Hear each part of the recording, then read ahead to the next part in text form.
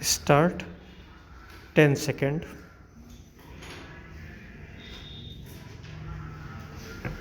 As you, Mr. President, have said in your address, there can be no economic progress in conditions of instability, uncertainty, and insecurity.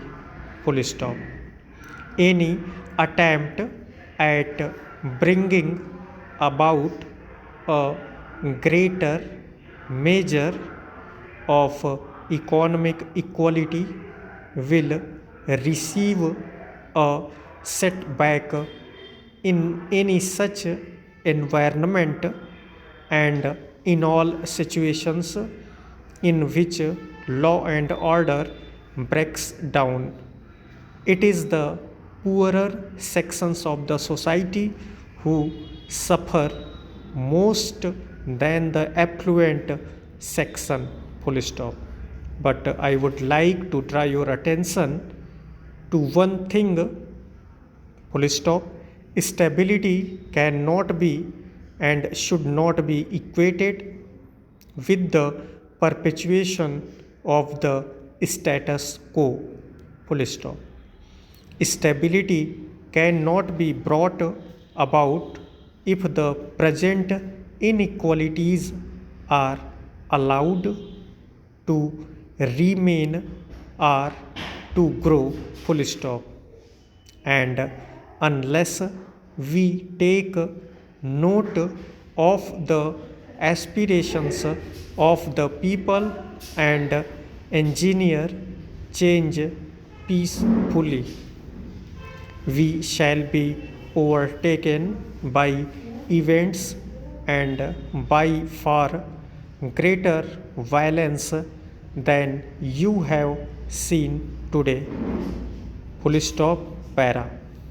Today there is an atmosphere of restlessness in our country and also in every other country in the world, and even in the most affluent of societies, as you may have noticed in the media. Full stop.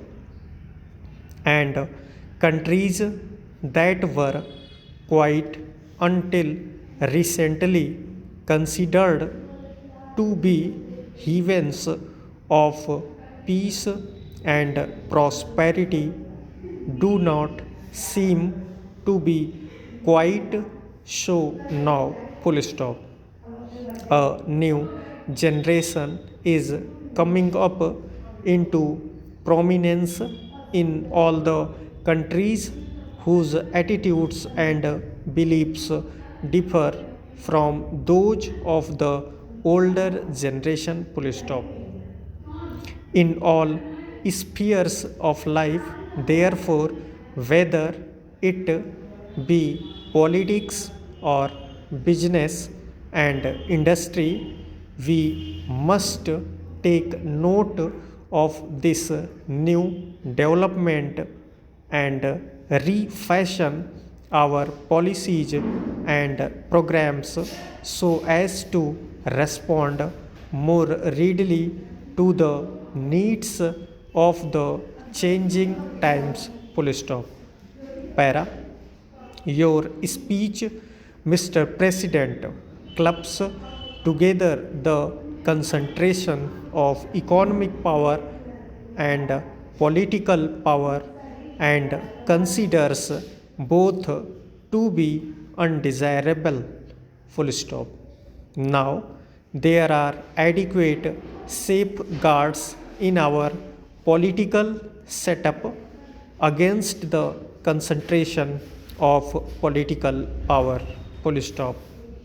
Our federal system, with its allocation of powers as between the center and the states, is by itself a corrective against any trend towards the concentration of political power, full stop.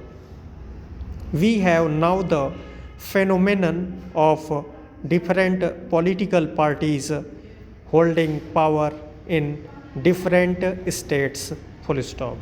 And in the national sphere also we have a powerful opposition subjecting every move of the government to the closest and most critical scrutiny, full stop. But businessmen should ask themselves frankly whether there are similar correctives against abuses flowing from the concentration of economic power, full stop. What action has been taken in our country to build up active organizations of shareholders, consumers, and small businessmen, full stop. In the absence of organizations of this nature exercising a countervailing influence against the concentration of economic power, full stop.